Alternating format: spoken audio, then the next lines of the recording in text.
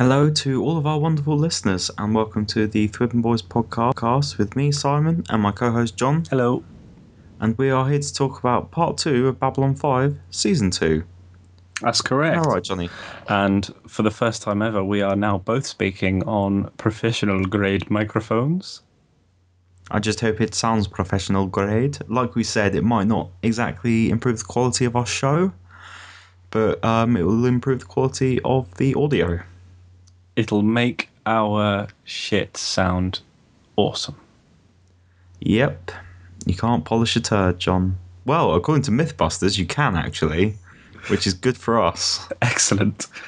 Good. This is going to be a nice, shiny one.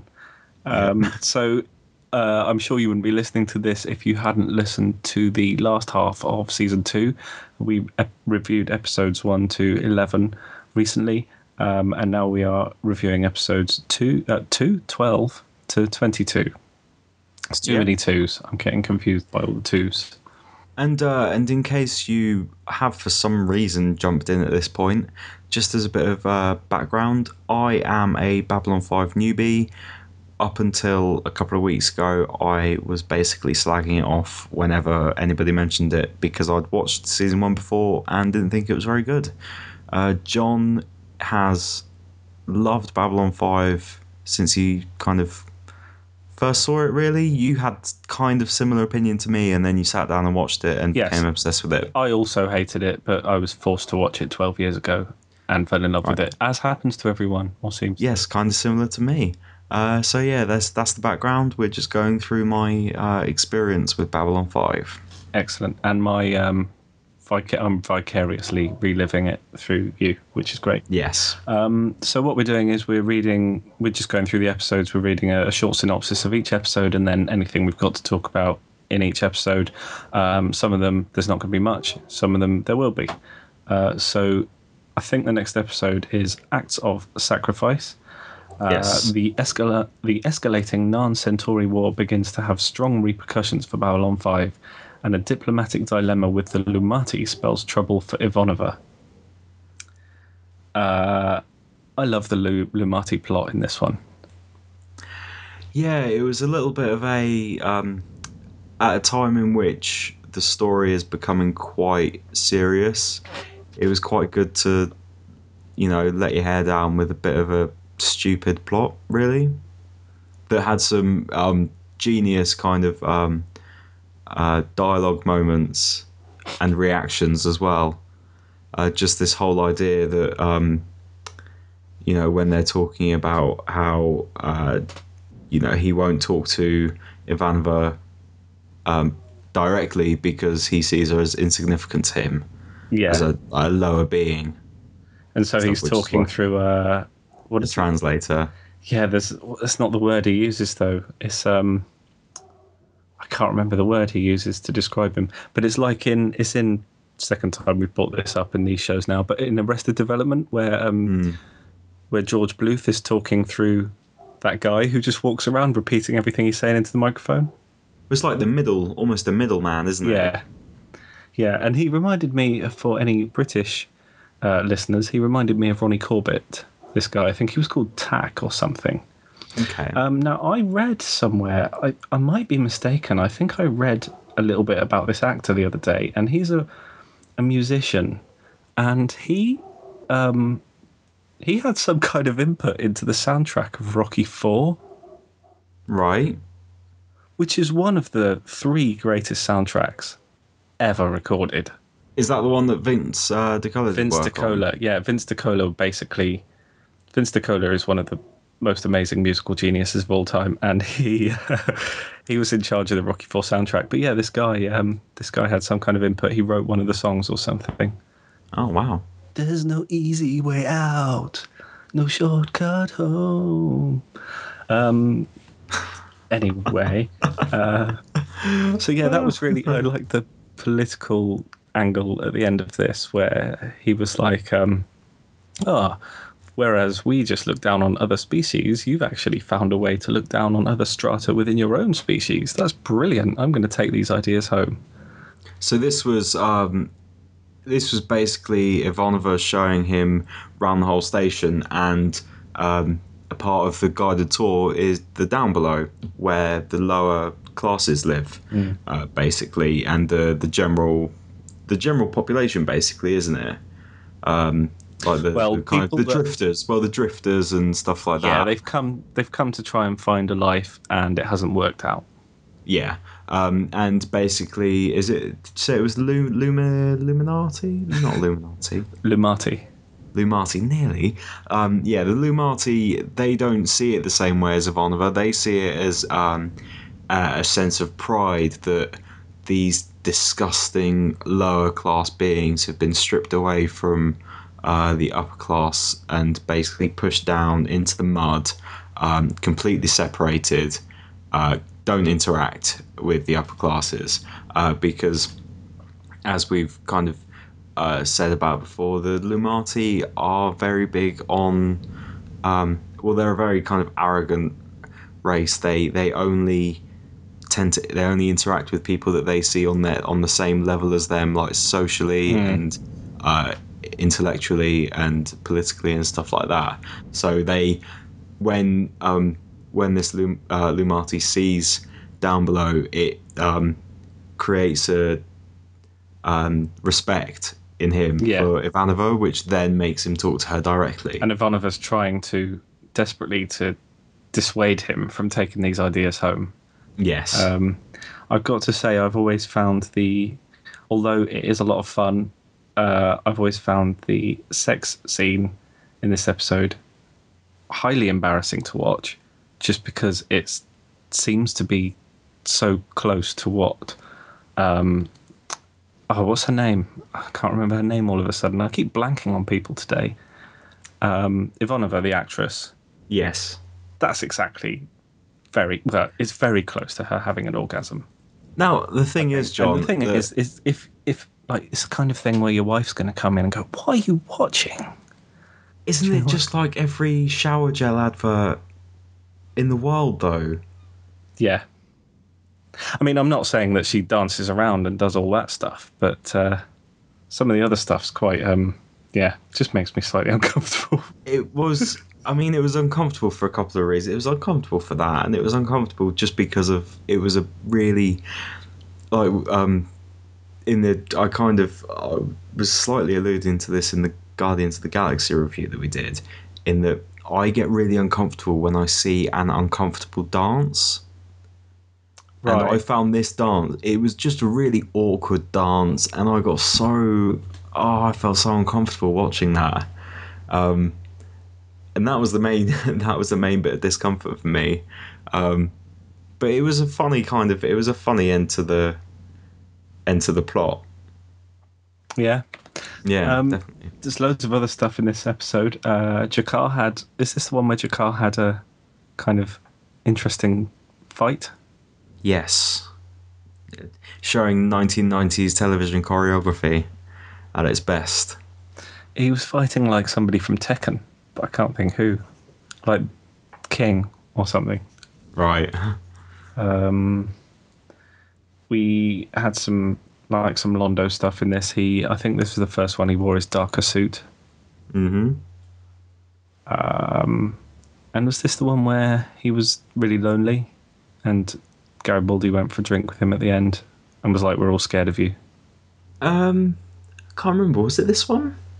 I think so. Yes. Yeah, I mean, it was quite a good episode because it showed, obviously, there was that fun subplot, but then there was the rising tensions on the ship with the Narn and Centauri war, and you began to see these layers and layers build up of Jakar being a really sympathetic character. Because, I mean, you talked about in the first season discussion that, you know, in the first episodes, Jakar was very much kind of portrayed as the villain. But now he's probably the most sympathetic and possibly relatable character on the whole show for me. Which is a bit strange to say, you know, for a warrior alien race that used to be enslaved by Napoleon aliens. Yeah. But yeah. But I Yeah, I think thought this was. it does say something to Peter Jurassic, who plays Londo, and to the writing of Londo, that he also, for me, not necessarily for you or for everyone, but for me, I still like him. I feel very sorry for him. He's made some bad calls, but he's also being manipulated. He's being a fucking idiot, but he's not evil. That's. I mean, my mind. I think this is what's supposed to happen, but I flipped on my thoughts of him pretty much every episode this season. Right. There was something happened in one episode, and the next episode, I just turn around and think he was being a massive tool. So I assume that's the way it's supposed to go. You don't quite know how you're supposed to feel about him at this point. Probably because people like Garibaldi and that aren't too sure how they're supposed to feel about him. Yeah, it's good. It's really good at the moment. Aaron Pierce is in this episode. Yes, he is playing another army character or some kind of some kind of like policeman or authority figure or officer or something like that. So, it's pretty much every show apart from Buffy. Yeah, he's done that in. So he was in obviously 24, but he was an army guy in Agents of S.H.I.E.L.D. and he was basically the same army guy in X-Men First Class. Oh, and he's been in both the Transformers movies, playing different army guys with the same surname, which is his surname. Both the Transformers movies. I like how you're just denying that there are more than two. Oh God, I completely forgot there are actually 4 now. He was in the first 2. Right. Okay. Yeah. Hunter Prey, a fugitive doctor on the run from Earth Alliance, is on Babylon 5, but when Captain Sheridan learns the reasons why, the race is on to find him before Earth Force security can seize him. Now, I've only got one particular note on this episode, and it's a scene that I've never really noticed this before, but there's a bit where Garibaldi and Dr. Franklin are searching for this doctor down in Down Below, and they each take out a cereal bar, and they both spend the most ridiculously inordinate amount of time trying to open these bars. And like, if you go back and watch it, you'll see what I mean. It's absolutely hilarious. First of all, Franklin it's like a Nutri-Grain or something. Right. Franklin sort of opens the end a little bit, like clearly not enough for it to come out. He tips it upside down, and holds his hand under it, and he sort of shakes it violently to try and get it to come out. And it doesn't. Then eventually he sort of turns it over, opens it fully, and then sort of pulls it out. And then I just watch in awe as Garibaldi does exactly the same thing. Like, I don't know if it's some little joke that they had going on between, like, let's make out that we just can't open these bars. They spend a good 45 seconds to a minute each trying to open this bar, going through the exact same idiotic steps to do so. It's so weird. Well, there are a couple of strange choices that they make in this show in terms of Garibaldi's shirts. Just things that happen in the scene that you do question whether or not they're intentional. I mean, one of them, I'll refer back to this later on, because there was something in episode 20, I think it was, that I wanted to bring up. But I just wanted to make the point known that I'm going to be talking about this later. Okay. In terms of this, I didn't really care all that much for the main story. I can't really remember. I think the Doctor had information that the President wasn't ill. Yeah. And he left Earth Force One on Mars before President Santiago was assassinated. So it's kind of developing this plot even more that President, what's his name? The current president? Clark. President Clark. The President Clark is either complicit or responsible for the murder of former President Santiago. So my main comment was the Kosh and Sheridan conversation, and just the the question, what do you want? How that keeps on cropping up, like very obviously. Did Sheridan say it's Kosh, and Kosh said never say that? Yes. Right. Okay. Like never ask that question, Yeah. or don't ask that question, or something like that. I assume that this is that I assume that there's something in this show, some kind of part of the context of this show is about how wanting things can be destructive or something like that. Because obviously, the whole thing at the moment is the Centauri don't need to conquer the Narn, but they want to, Yeah. etc. Kosh's ship is alive. Nothing more was really said of that, other than the fact that it was alive. And that was about it. That was all I had for this episode. Okay. No, I didn't have anything else. Just go back and watch that bit with the cereal bars, man. I will do. There all the honour lies. Sheridan nearly loses his command after he kills a Minbari in self-defense. Ivanova is placed in charge of a gift shop selling Babylon 5 merchandise. Now, the first thing I want to say about this is I've got to that point in my life. I don't know if it is a point that you get to in your life, or if it's just because I don't know if it's my age or the amount of comedy that I've watched in my time or what, but I don't laugh out loud very often anymore when I'm watching something. Neither do I. I kind of snigger internally to myself, even if something's really funny. It's very, very rare that I'll just burst out laughing, and even rarer with something like a sci-fi show. But this episode had a moment. Which did it? Can I guess? You can. Is it Londo and his doll? No, Oh, there was okay. quite a few good comedy moments in this episode. It was actually Sheridan going to Garibaldi, find that Minbari that was a witness. And Garibaldi goes, "Have you got a description?" And Sheridan just looks at him, beat. He's bald, and he's got a bone in his head. Yeah. And just the delivery of it. Brilliant. Yeah, I thought that for a start the merchandising plot on this was weird. It was such a kind of randomly placed plot device. And I think it was just supposed to be a bit. It was filler. A bit of fun. Yeah, it was a bit of fun filler. For Ivanova to just for both probably Ivanova and the actress. I don't know why I've fucking forgotten her name. I always know her name. Christina. I keep wanting to say Christina. I don't know. But for both Ivanova and the actress to show a bit more depth. What, range. a bit of, yeah. I mean, rather than just being. So I think Sheridan even said, "I want you to do this time. because you don't want to do it, because this isn't something that's in your wheelhouse. That's precisely why I want you to do it." But there was quite a few comedy moments, like you said. There was the Londo doll. There was the guys putting on the masks. Yes, that was funny. Ivanova's line. So you feel like you've been symbolically cast in a bad light to Londo.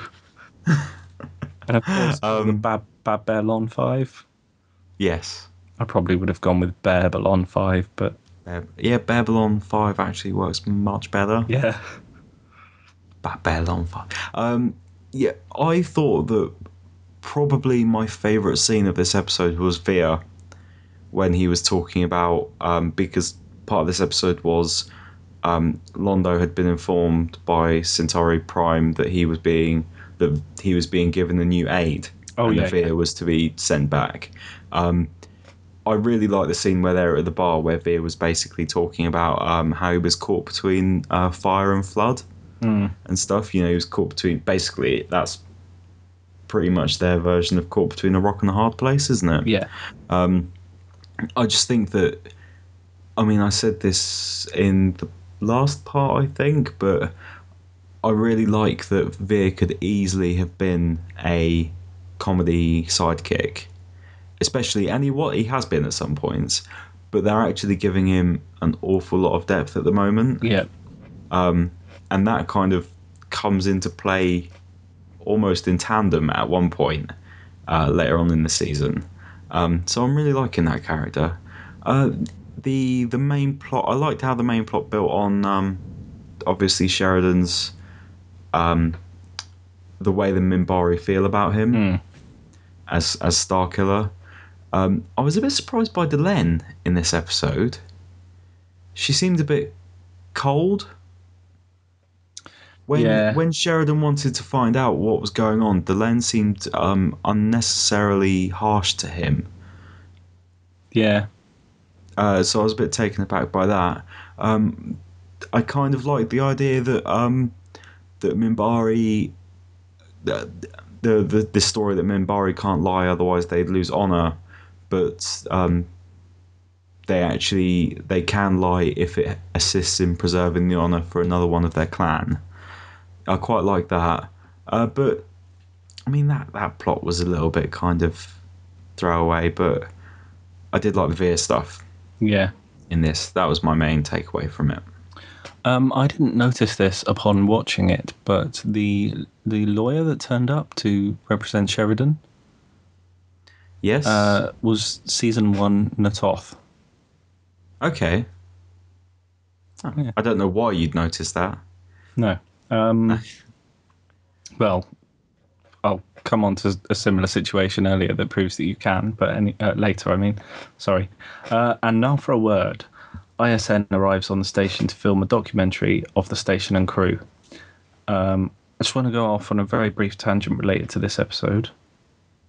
Because if you remember the first time we discussed this show, I said in the Earth Minbari War that billions were killed. Yes. And in this episode, you actually get a number. In my defense, I haven't watched Babylon 5 in it's not as many as 7 or 8 years, so I couldn't remember, but 250,000. Is that it? Now, exactly. I do not believe that number can be right. That war went on for 2 years.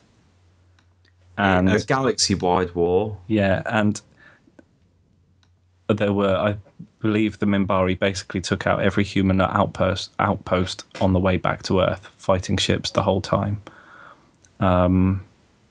Now, one day you'll see one of the films has a lot more depth on the Earth Minbari War, and you'll see the scale of it. And there's no way that it just killed 250,000 people. You know how many? I meant to research this before speaking about this, but didn't something like 22 million Russians die in World War One? Well, I actually am on the World War One casualties Wikipedia right now. Really? I've literally just gone onto it, and nearly 1 million English people died in World War One, I think. And something stupid like 22 million Russians died. And then if you think of there was a Narn colony that was taken out by the Centauri a few episodes ago, that had 250,000 Narns on it. It just doesn't seem right. No, that can't be right. 250 million, possibly. Yeah. But I can't believe 250,000 were the only casualties. What on earth is the problem? Why are they still going on about this war then? It obviously wasn't actually that much of a big deal. Yeah. I mean, all right.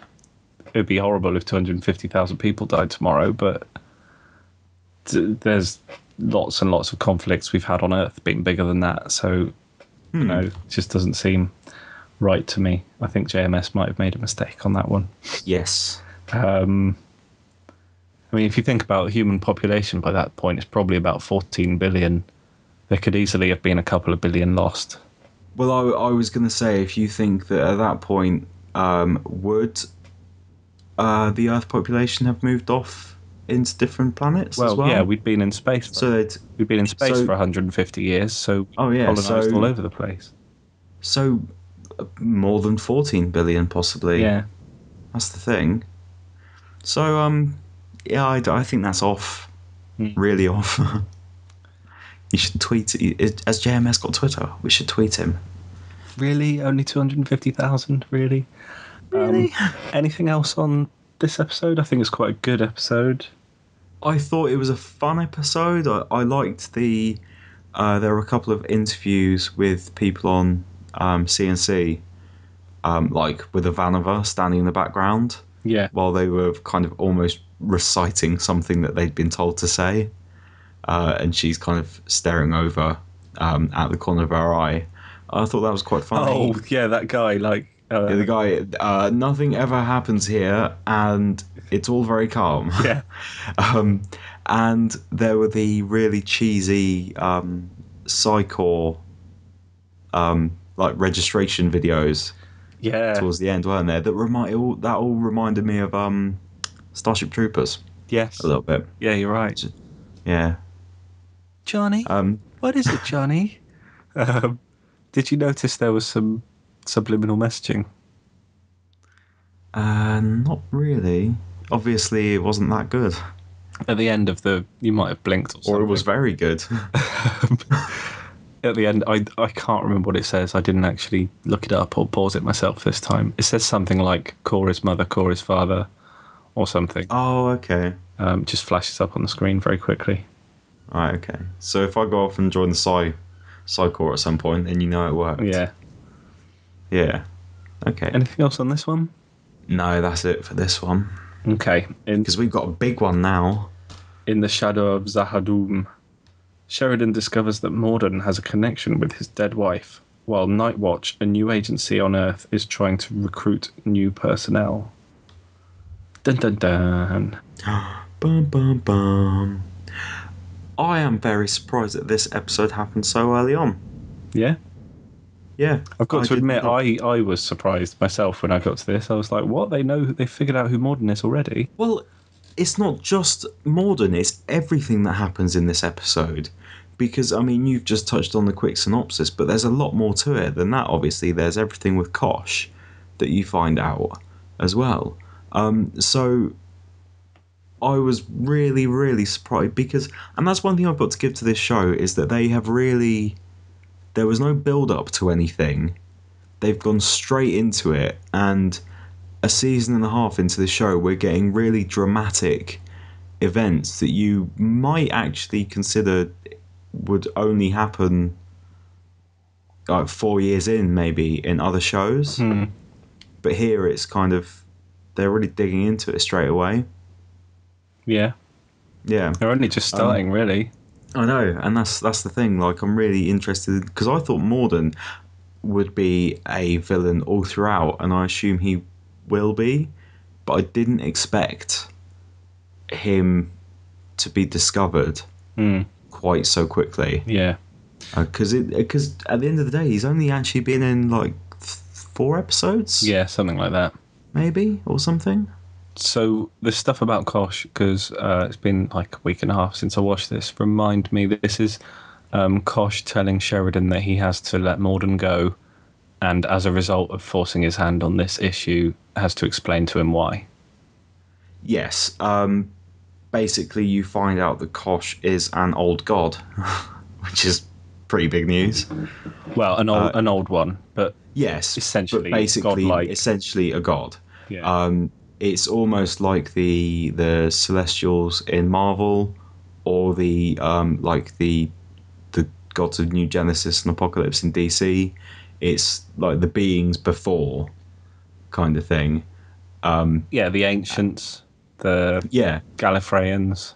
and the way that it works is that basically the I can't remember what they're actually called in this, but Kosh's race and the Shadows Vorlons. had been fighting for no, because Kosh isn't a Vorlon. He is?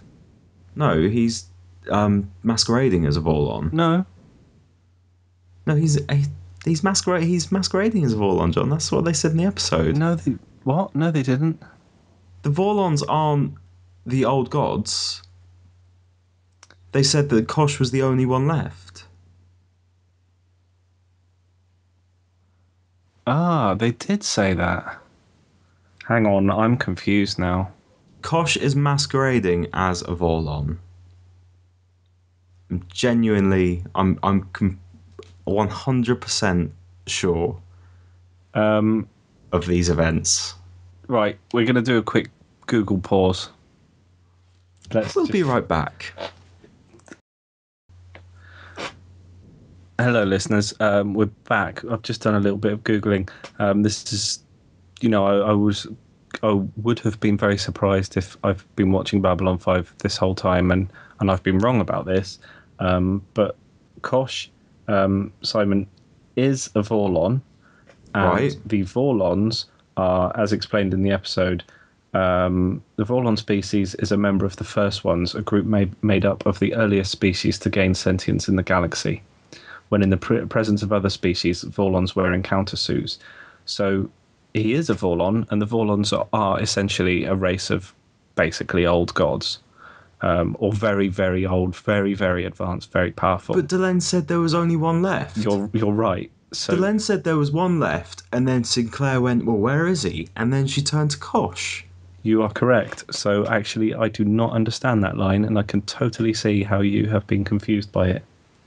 Let's have another quick stop for a Google break. Yep. Hello again, listeners. Right, I have not been able to find any reason for why Delenn says that line. I have a theory, which I don't know if it makes sense or not, but my theory is that essentially the Vorlons have evolved to the point where they are one single consciousness. I think there was one line said at some point in the show, whether it's an episode we've already watched or something I remember from last time I watched it, a later episode, I don't know. But I'm certain there's something where Kosh says something like, "We are all Kosh." Right. Or something like that. So maybe the Vorlons are all essentially the same life form, in which case that line works. Right. But honestly, that's a weird thing to say. I can see how it's confused you. I don't know why I didn't think about it more before. And if any listeners have got any idea why Delenn said there's only one left, it's him, then please let us know. To correct, I think she may have said that there was they were all in hiding apart from one, or something like that. She either said there was only one left, or they're all in hiding apart from one. And if it then turns out that Kosh is one of them, all the other ones, they're not in hiding. It's all the Vorlons. Yeah. They are no longer in hiding. Well, she says the shadows are also old ones. Yeah, the shadows are old ones as well. But yeah, because she said that, right, there used to be a galaxy full of, or a universe full of these first aliens to ever achieve sentience, and most of them passed beyond the rim. They left two races behind, or two races stayed behind, which the Shadows and the Vorlons, and they've been shepherding the younger races since. Something like that, yes. She said, yeah. Right. So, yeah, totally understand that confusion. I'm going to rewatch that scene. Okay. And then write an angry letter to JMS.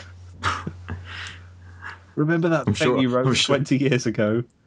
I'm sure he hasn't had enough angry letters in his time. Oh, no. So we basically find out that Kosh is a member of an old race. And, yeah, while this is going on, Sheridan is keeping Morden captive because he finds out that Morden was on the Icarus, which was the ship his wife died on, and Sheridan is suspicious of, number one, why he's still alive, and number two, he thinks he had something to do with with it blowing up.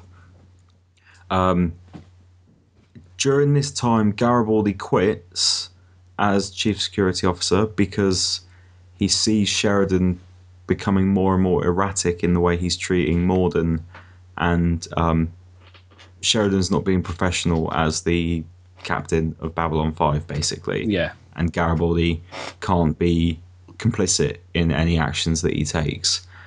Sheridan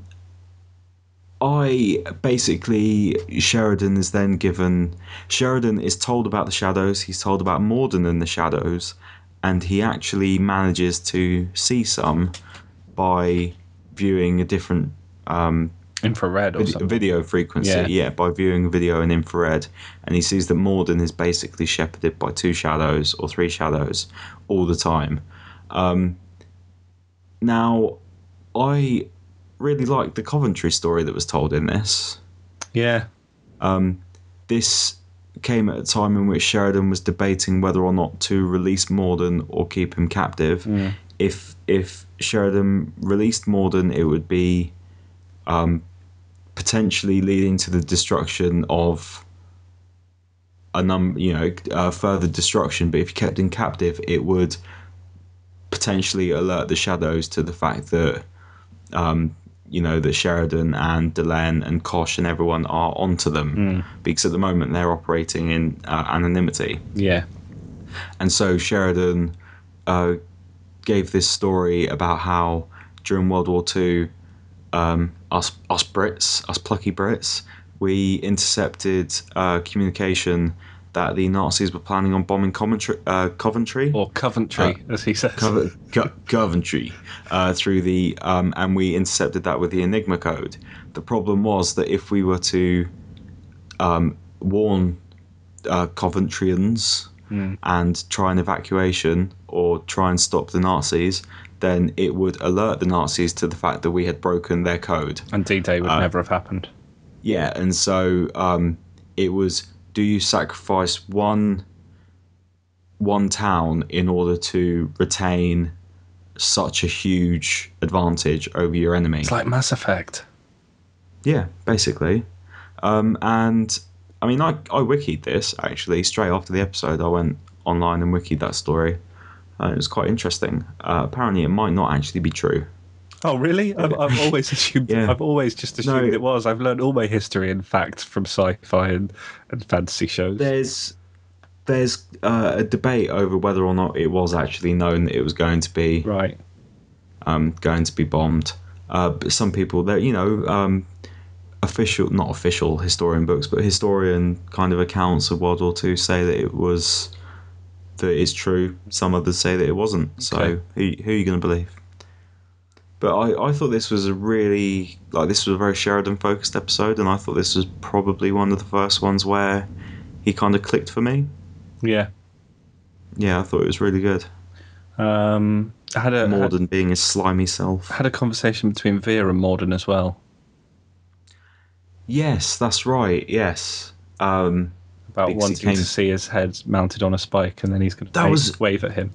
Yes, that was a brilliant moment, and it's kind of that continuing build of me really liking Veer, because Morden asked that question that we just talked about in the previous couple of episodes ago. What do you want? And Veer was talking about his head on a spike, and he did this weird little wave with a cheeky smile, and stuff, and it was really quite dark actually. So I was like, go on, good on you, Veer. Yeah. And we had Talia as well.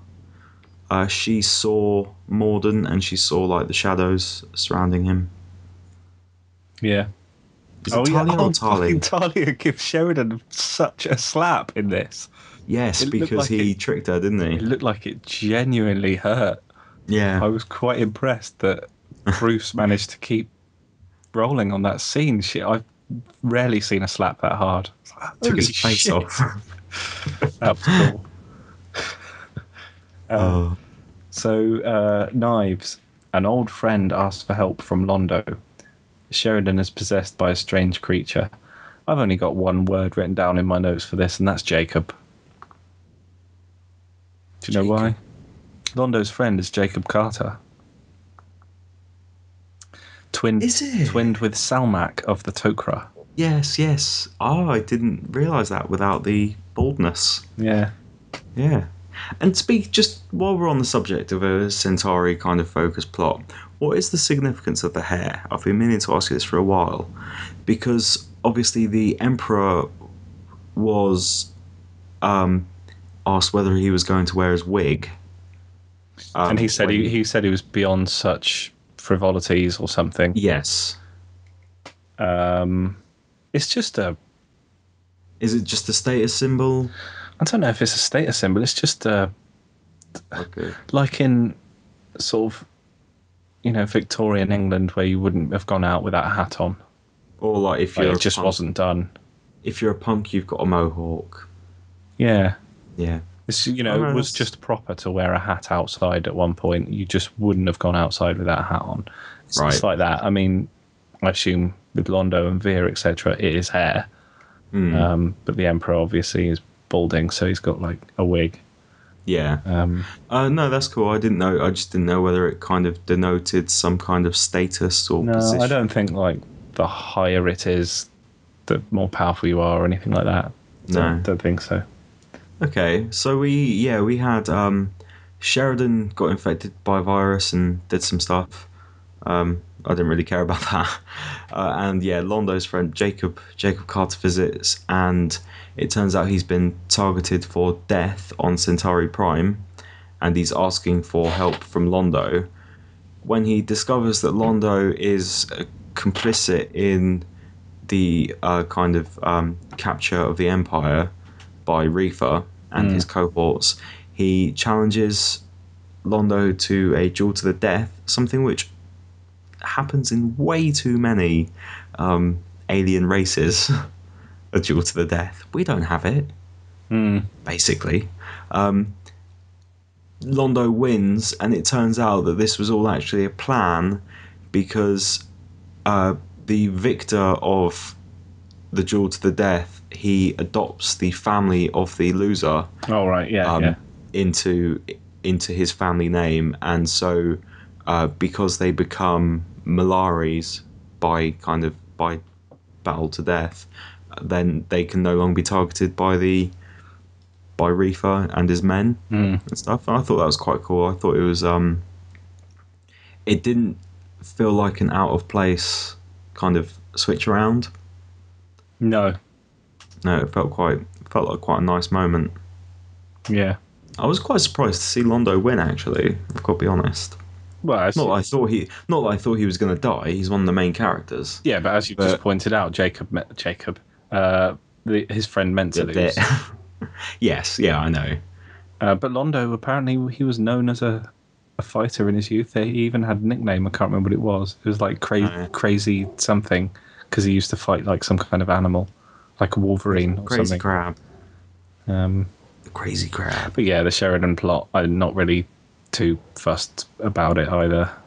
Stuff happened, and then the kind of like because it was alive, wasn't it? The virus was alive. It was some kind of energy being that wanted it to take him back to the time vortex because it had been pulled out of time or something. Yes. And it linked into the Babylon 4 episode, didn't it? Yeah. B squared or whatever. Yeah. Babylon Squared. Confessions and Lamentations. Dr. Franklin tries desperately to find a cure for a disease which is killing off all the Markab on the station. I just don't really care for these. I think he's a decent enough character, but there have been a few of these like medical focused episodes which I just haven't cared about really. You don't care? A whole civilization dies. Oh well. It hit their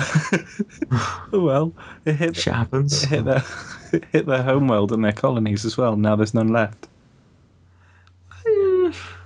Yeah. It was quite. I mean, the stuff Delenn and Lanier went through at the end was probably quite dark. Yeah. Seeing them all die inside because they were in because Delenn and Lanier they thought they'd been infected, so they needed to be. No, I don't. Why were they in there? Because I can't remember. Delenn basically wanted to do the Mother Teresa thing. Oh, okay. She said, like, as part of her duty as a living being to support others who need it or something. Some wishy-washy rubbish.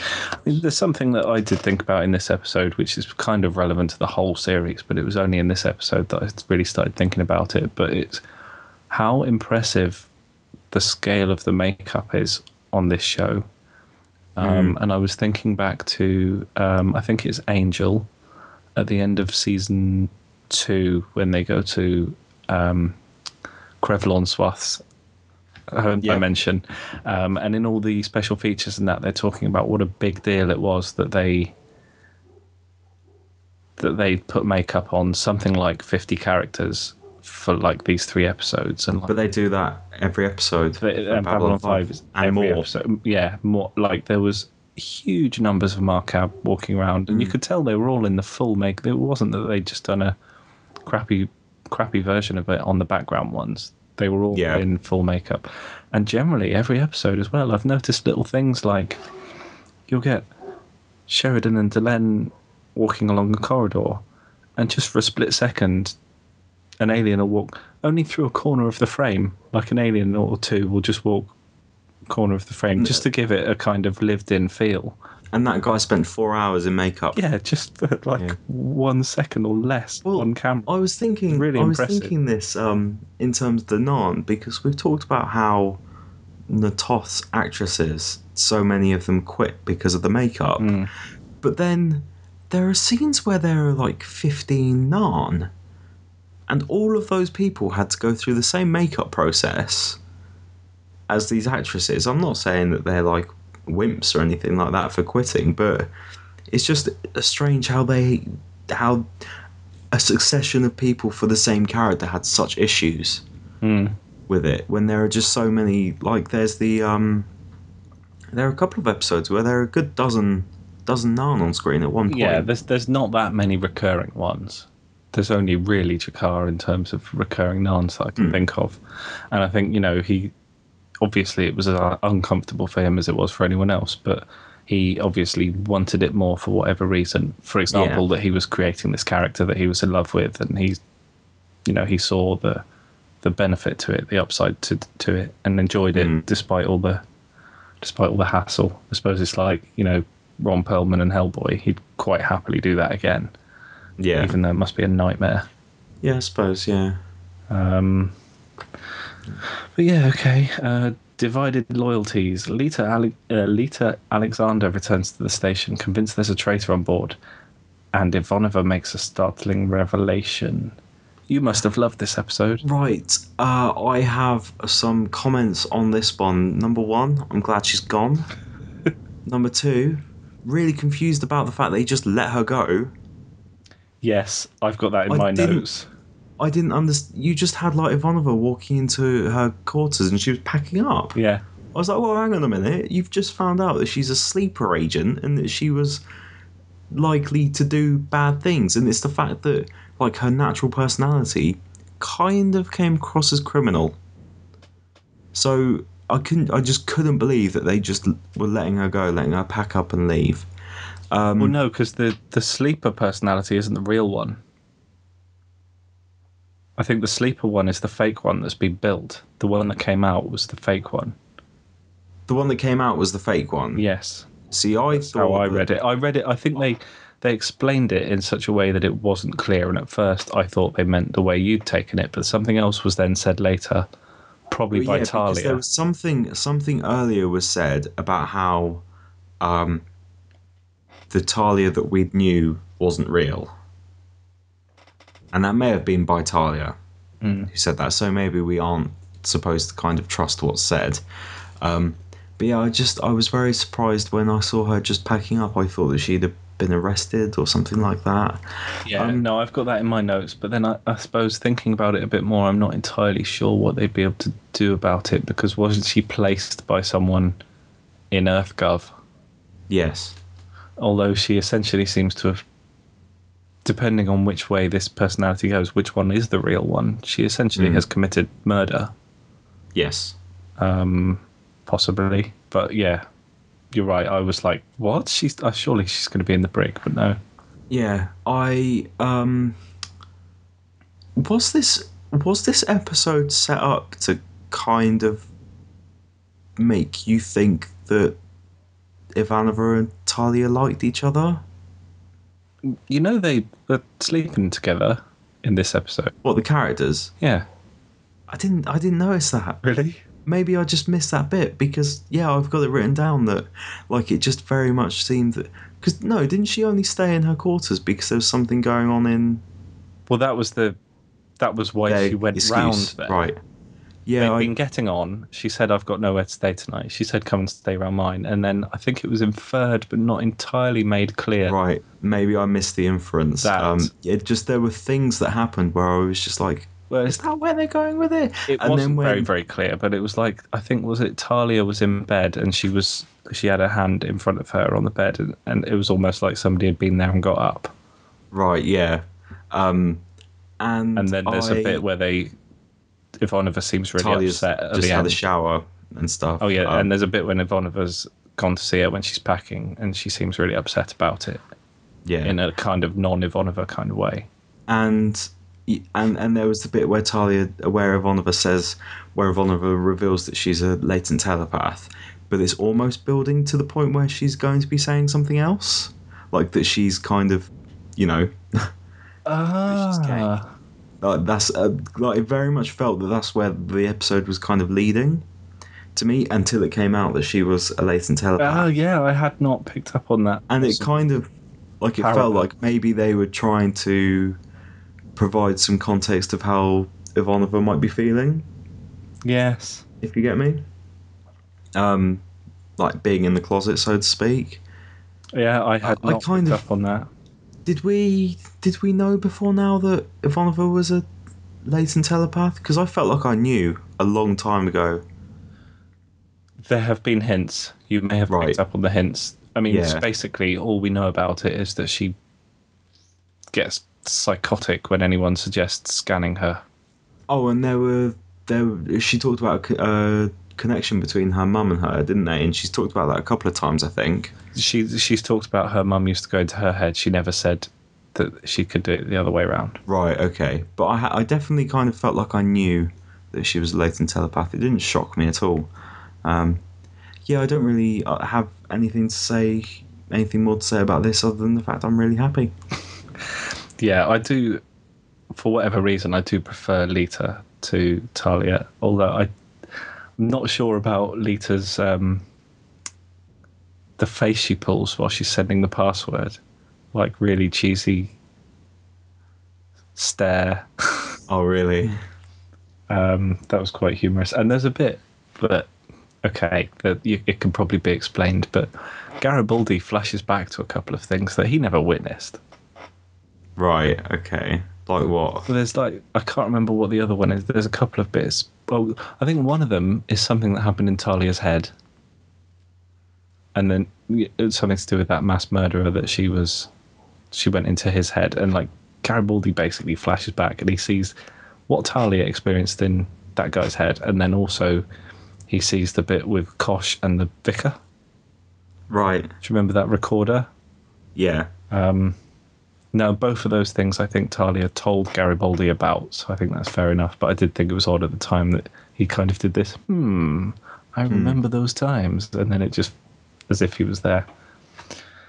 Okay. Should we move on to episode 20? Yeah, we're getting there. The long twilight struggle.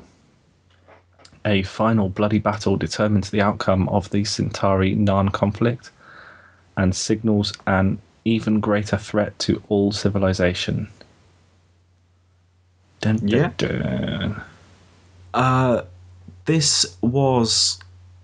I think this was the first real time where we've shown Londo showing some serious remorse and some lack of certainty over events. And it's only come now that he's lost his friend because of the situation. So now that he's had a personal loss to it, he's now questioning whether it's the right way to go.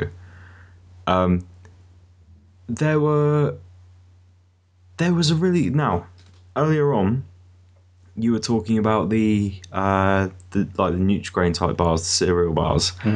There was something not similar in that way, but kind of, where you ask whether or not it was intentional or not. There was a moment where the CNC, they find out that there's like unusual power fluctuations on the planet. Yeah. Yeah. And the guy says, they say to get Ivanova, and then it cuts to Sheridan in the shower, but it's not clear that it's Sheridan until you see him. So you're almost expecting it to be Ivanova until you see this man in the shower. I don't know whether you noticed this. I did. It's really strange. Like I was because I expected it to be get Ivanova, and then it cuts to Ivanova. She's in the shower. She's gonna get called and told about what's going on. Claudia Christian. Or Claudia Christian. Christensen. Claudia Christian. Have you just clicked? Yes. Yeah, and it cuts to a shower. It's got music playing that you'd expect like a girl to be listening to without being kind of sexist. And then you just see this naked man rubbing shampoo in his hair, and I was just like, what? Vanova's looking very different. Oh, it was just one of those things. I don't know whether they intended the cut to be as strange as it was, but it was quite funny. Yeah. Quite liked it. So the main thing about this is that the Narn homeworld gets annihilated, basically, Yes. by the Centauri, who employ what I would assume is their version of a weapon of mass destruction. It's called a What do they call weapon it? of mass destruction in this. And this is No, one aren't they mass drivers or mega drivers or not mega drivers? Mass drivers. they're called I mass think they're drivers, called. but I think they're Yeah. referred to. I'm sure they're referred to as a weapon of mass destruction. Maybe as a human, in this episode. maybe by a human or something. But I never heard that term before 2001, What, 2002. WMD? Yeah, No, that's very true. Before the war in Iraq. yeah. This was years before. Yeah, never heard of that. But yeah, I'm sure they refer to it as a weapon, an illegal weapon of mass destruction, and they're actually Right. called mass drivers. As far as I can work out, huge rocks that are basically flung down at stupid velocity at the planet. Okay. So it keeps, basically, it flattens all the infrastructure, kills lots of people, but doesn't irradiate the atmosphere or anything like It's that. like almost like re-terraforming it or something like that. Yeah, basically. I mean, they are literally bombed back to the Stone Age, which is really sad. Yeah. And this leads to the Narn being defeated. Again, like with Morden, did not expect this to happen so quickly. The fact that they've only been at war for how long? I is it, think it's 12 months. episodes? I think. Oh no, it's months in terms of the show, Yeah. but in terms of episodes, half a season. Yeah. Or something. I didn't expect that. And we have quite a strange scene from Londo where he goes in front of the Council of Non-Aligned Planets, or whatever they're called, and having defeated the Narn makes demands, and he's very aggressive about it. He's more aggressive than we've ever seen Londo before. His now is like getting slapped around the face. It's so intense. Yeah. It's really. I think he says Jakar needs to be removed from the room, and Sheridan starts to say something, and he's just like, "No!" Yeah. Whoa! Shit. Yeah. He really puts like everyone in their place. Yeah. There was a really strange bit in it, and he coughed at one point, and I'm always suspicious of coughs in a show because you've got to make There's usually a reason for it. yes, you've got to make a concerted effort to think, oh, he should cough at this point.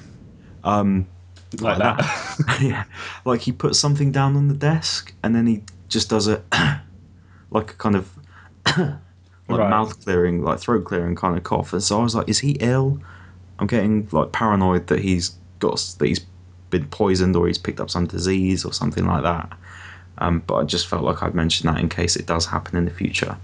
I think that was just.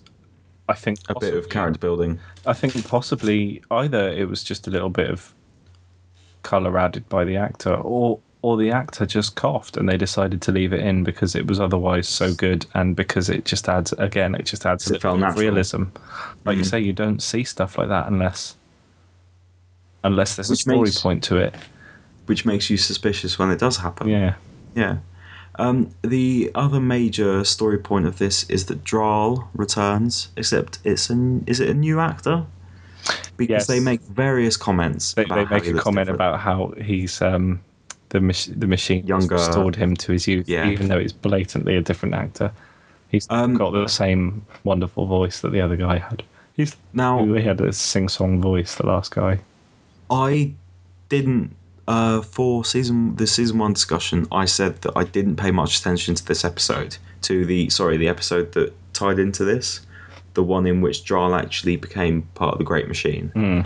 So I'm still slightly unsure about what that whole thing is about, but I know that the basic story of this is that Draal is involved in the preparations for the coming war, and that it's time to let Sheridan in on all that's going on. That's basically the be all and end all of that conversation, isn't it? Yes. But he does mention Zathros. Did he mention him by name? Yes, he said, "Where's Zathros?" Ah, And Zathros is Babylon Squared guy, isn't he? yeah. Right. Yes. He. The very last thing you hear him say is asking where Zathros has gone. Right. Okay. I misheard it. I thought he said, "Where's that something?" No, he said, "Where's Zathros?" Ah. Okay. So yeah, wanted to make a mention of that.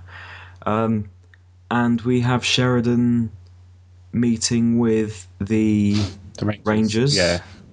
and basically being told that there is a building secret army to fend off against the darkness.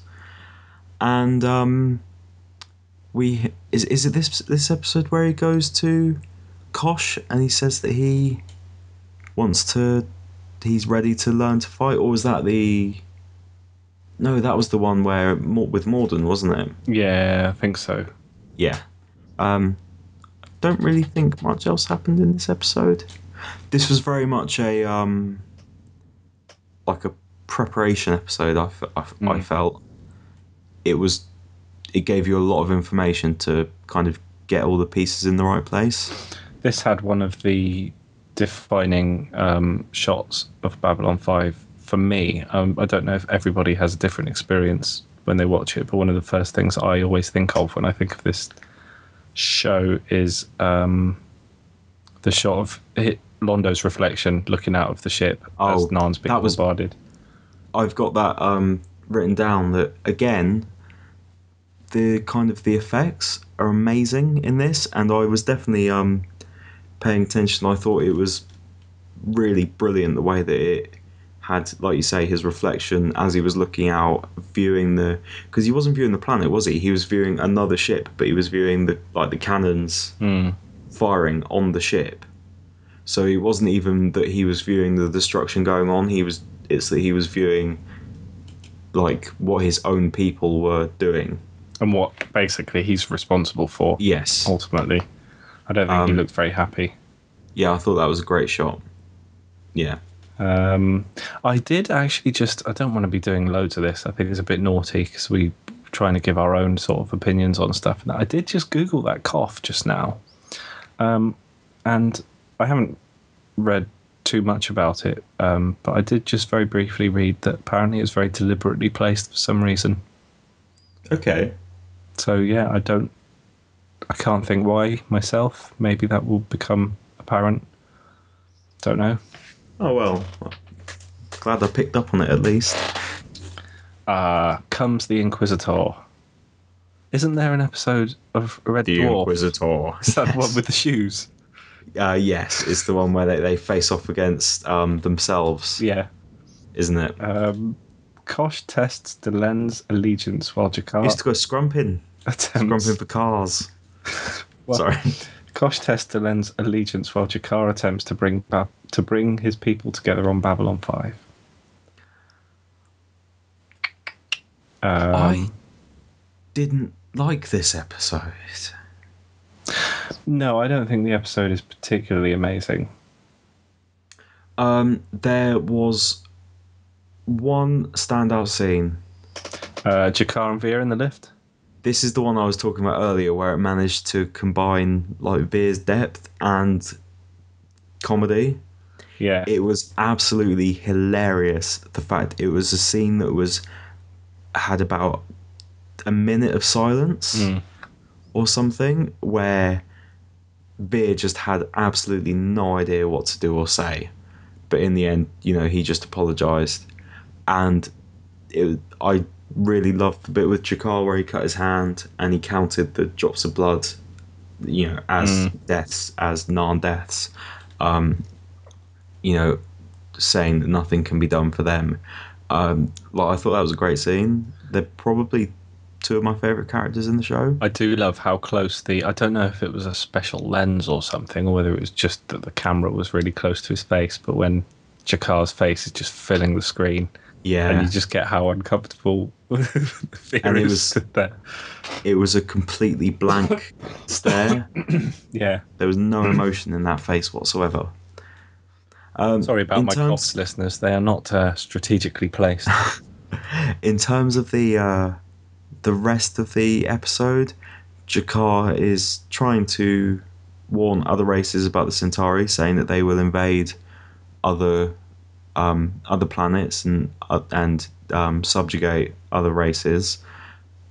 He's also trying to buy weapons on the black market, basically, to try and mount a resistance against against the Centauri. Sorry, that's just kind of scene building for Jakar.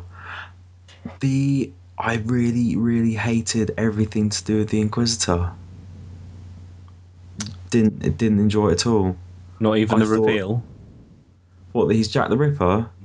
Not especially, because it doesn't mean anything.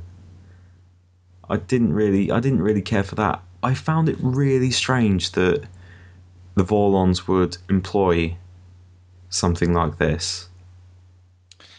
It didn't He was feel. uniquely suited to the task.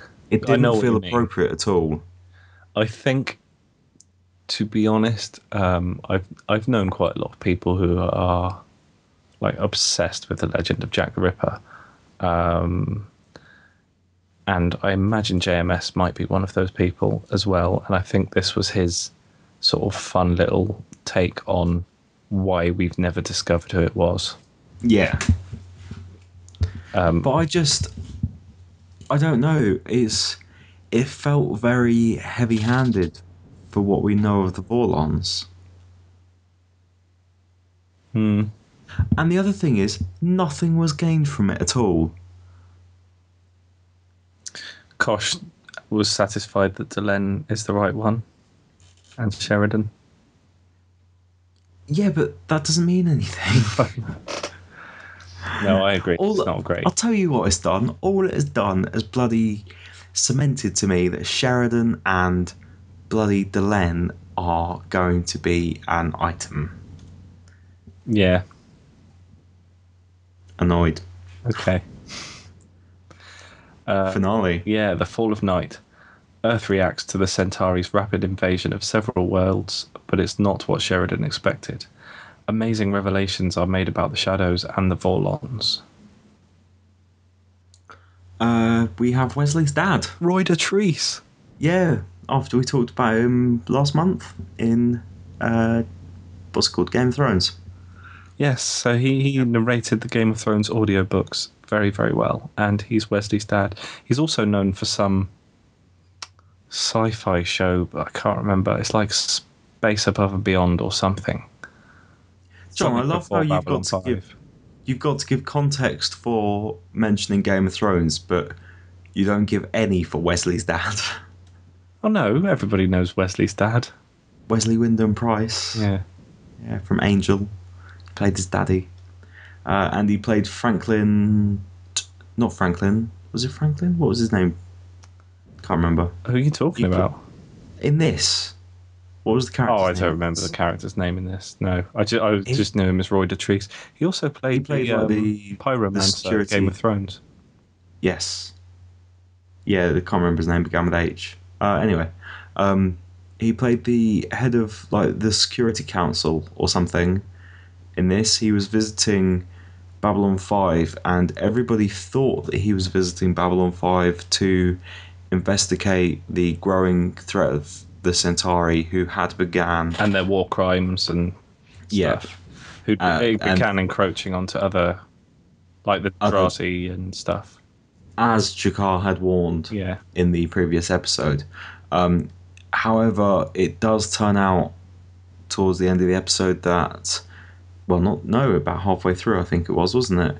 That he is actually there to broker an alliance with the Centauri to protect Earth from possible Centauri invasion, meaning basically that the Earth wouldn't do shit if the Centauri decided to invade everyone else. It's a non-aggression treaty, isn't it?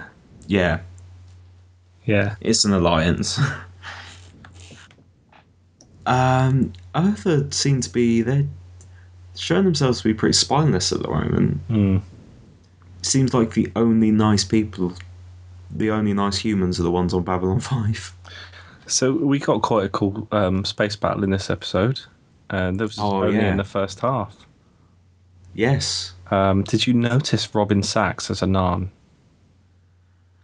I noticed his name. Because as I said earlier, we were talking about whether we'd recognise the Natoth lady out of makeup, or you recognise Ethan Rain in the makeup. What nine did he play? He was like the captain of the ship that wanted Sanctuary. No, I didn't. Like you can tell from his face, but you can tell mostly from his voice. He's I already knew. played a Minbari. Yeah, I know. Yeah, I knew that he was in the episode because I recognised the name Mm. in the credits, but I didn't spot who. No, I didn't spot that. I quite liked the episode. Pretty much began with Sheridan practicing battle techniques with the what are they called? The Furies, Star Furies, Star Furies. anti-Centauri techniques. Yeah, I thought that was quite cool. I quite liked that now everybody's kind of catching on to the possible danger that the Centauri can, the danger that they are, because there are a good few episodes in this season where the Centauri were wiping out the Narn, but everybody was treating Londo quite nicely, and it actually kind of I didn't mention it during this discussion, but it kind of annoyed me that there were a couple of people still being quite jokey with him, but now I'm glad that they're taking the threat seriously. Yeah. Now, we did have Garibaldi kind of sticking up for Londo. He was talking about how where he doesn't want to get thrown, so he's just holding on tighter. yeah, about how it's very obvious to him that Londo's in over his head, Yeah. and he's scared about where things are going. But the more scared he gets, the more, like you say, the tighter he holds on, and the more aggressive he gets. I see where this is what I'm saying about Londo, where I'm flipping, to and for him all the time, because I completely agree with Garibaldi with this. And people talk about like this kind of thing with Walter White. It's a very similar fall from grace, going from somebody really likable to somebody who's doing terrible things, but you've still got sympathy for, to somebody you're kind of hating. But like on Londo hasn't just poisoned a kid and killed a few people. No. He's he's bombed a nearly civilization wiped back out to the Stone Age, and yeah, Yeah. it's really well done. Who is the Zeta leader? The lieutenant. Oh, Lieutenant Kefler. Kiefer. I can never remember his name. No. He hears about a like a shadow that was seen out in hyperspace, and obviously he's become obsessed with this idea since he saw one. Now I can't remember what episode it was. it was the one where I think it was the one where they went into Yeah, rescue. where the ship got lost. Yeah. In Now, hyperspace. the other pilot that Kefler, describes the shadow to the other pilot to get him to listen to him. And he describes the colour of the ship as the kind of black your eye slides right off. Now, have you heard of Vanta Black? No. This is really scary. A Surrey-based company, about a month ago, announced that they have invented a new material called Vanta Black, which is the blackest substance known to man. It's basically like a black hole in a material form. It's so black that your eyes cannot see it. What? It was quite kind of a big deal. There are all kinds of applications. You could paint. I don't know. It's not a paint. It's like a type of sort of molecule thin material. So you could wrap like a plane in it, and there's no way that radar could see it, for example. Christ. But yeah, there's all these applications for it. It's immensely expensive, but basically shadow tech. So it's just Kind of funny. terrifying. The kind of black your eye slides right off. Like that was something that didn't exist when that line was written. But now And now it does. So I wonder if anybody has informed JMS of this. I expect he Because knows. He did you say probably it was watches. recently? Yeah, he probably reads the science pages, I imagine. Probably. But That's yeah, mad. And he actually a finds a shadow ship in hyperspace a little bit later on the episode, yes, and it looks like he gets vaporized. And I say it looks like he gets vaporized because this is pointing towards the effects and the detail that goes into this show as well. Most other sci-fi shows, definitely most other sci-fi shows from the 90s, would have done the bright light that this scene had. That it shines really bright, you can't see him, he's disappeared, you assume that he's been vaporized. In this, they actually have the effects. I don't know if you've gone back and you've watched that shot like frame by frame, but you actually see the effects of like his body being burnt away. right, okay. They really go into unnecessary detail I didn't with it. realise. Yeah, it's really. I'm very surprised that they went into the detail they did because it's completely unnecessary, but it adds to you know. It is not something many other shows would go into doing for something for such a couple of milliseconds. All it was basically. I Cool. thought that was I thought it was really good. So he recorded the shadow ship. Yeah, And and who is it at the end saying, well, as long as they don't find out that we know about them, then we're all right for now? Who was it? Don't remember, but then it's on It's on the ISN. Earth. Yeah. We have skipped some of the episode because a non Oh shit! cruiser. Yeah. Oh no. a, Yeah, go on. a non cruiser turns up at Babylon 5 and asks for sanctuary. That is Robin Sachs is the captain of that non cruiser. It is discovered. Basically, Sheridan has to hide them under the covers. It has to be a secret deal, otherwise the Centauri would basically blow up about it, which they do later on.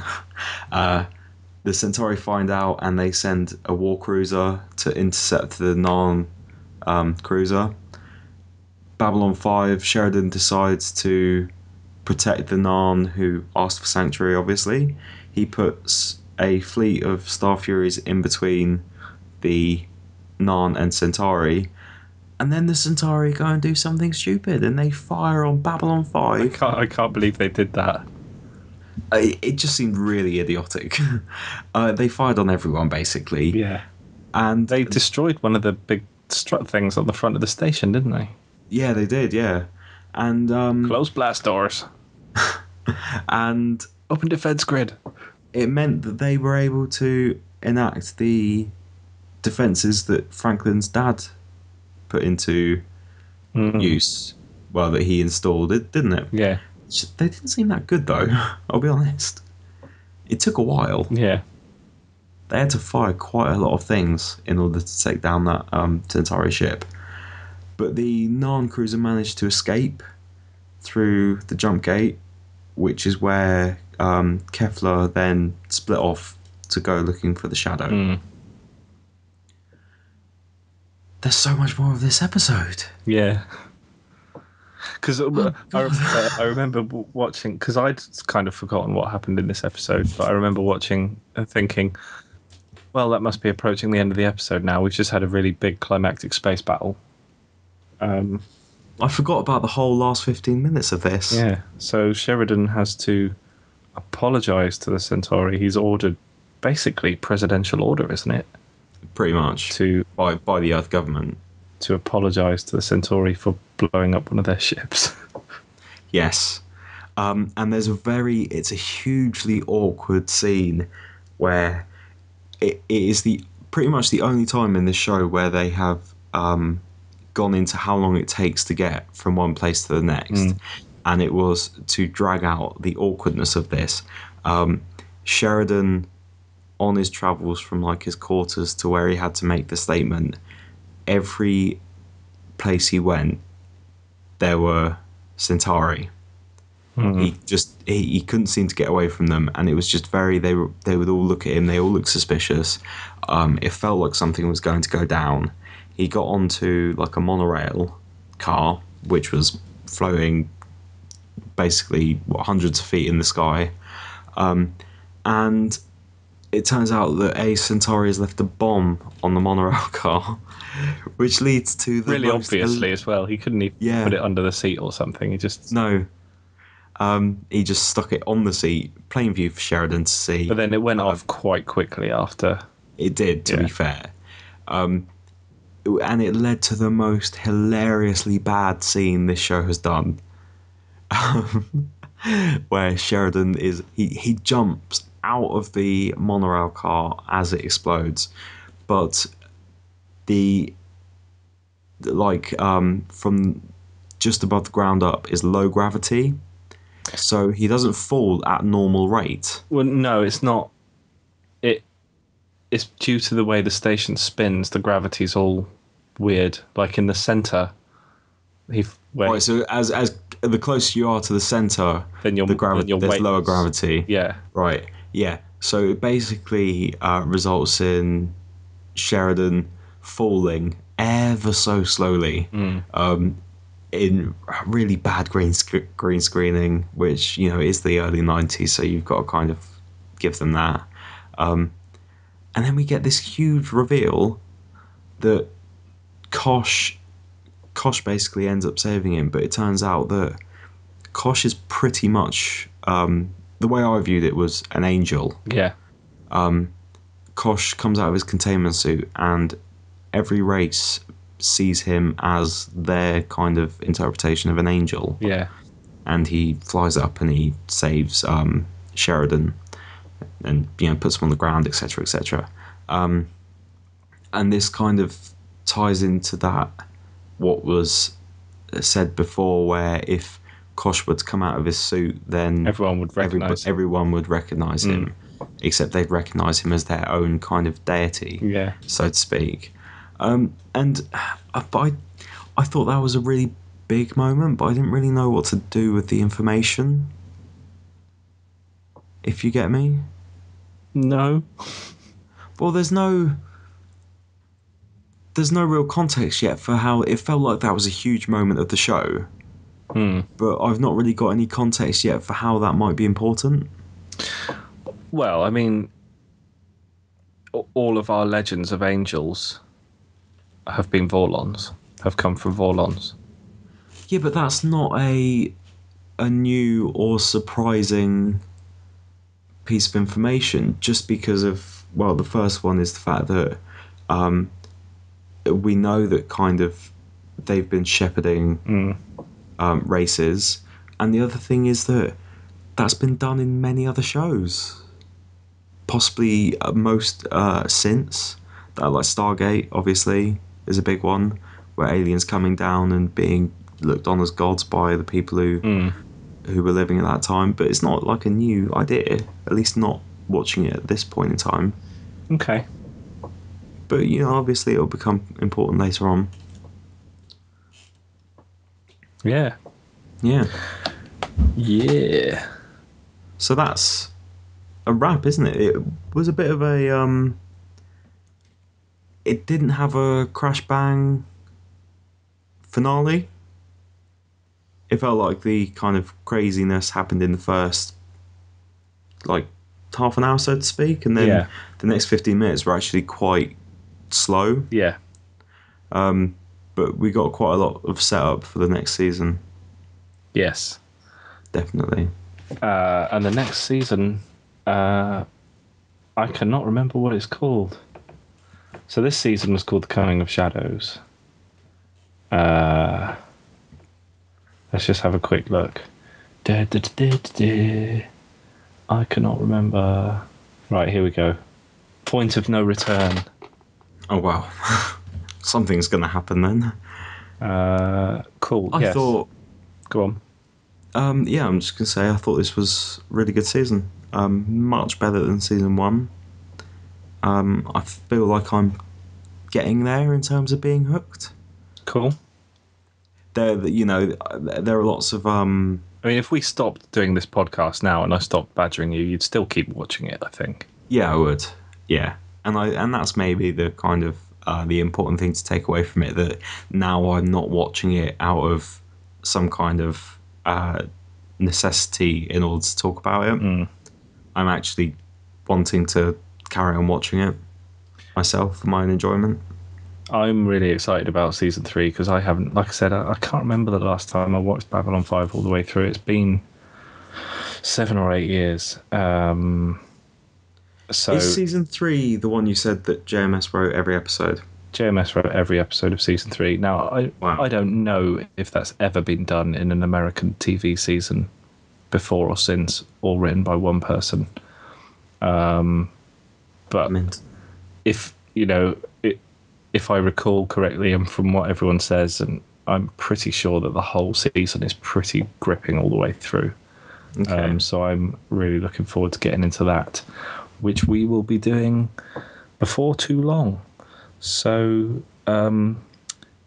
if you want to get in touch with us, you can find us on Twitter at ThwippingBoys. You can email us at thwippingboys@gmail.com. You can visit our blog at thwippingboys.com. You can check out our YouTube stuff. Go on iTunes and subscribe. Subscribe on YouTube. Write a review on iTunes. Write us an email. Write us an email and explain why Delenn said Kosh was the last one. Or tell me I'm an idiot and I wasn't watching it correctly. Yeah. One of them. Or just any feedback, questions, anything at all. Send us an email. We'll read it out on the next one. Anything else? Have I forgotten anything? No, that's everything. Great. So catch you next time. Take care. See you later. Bye. Bye.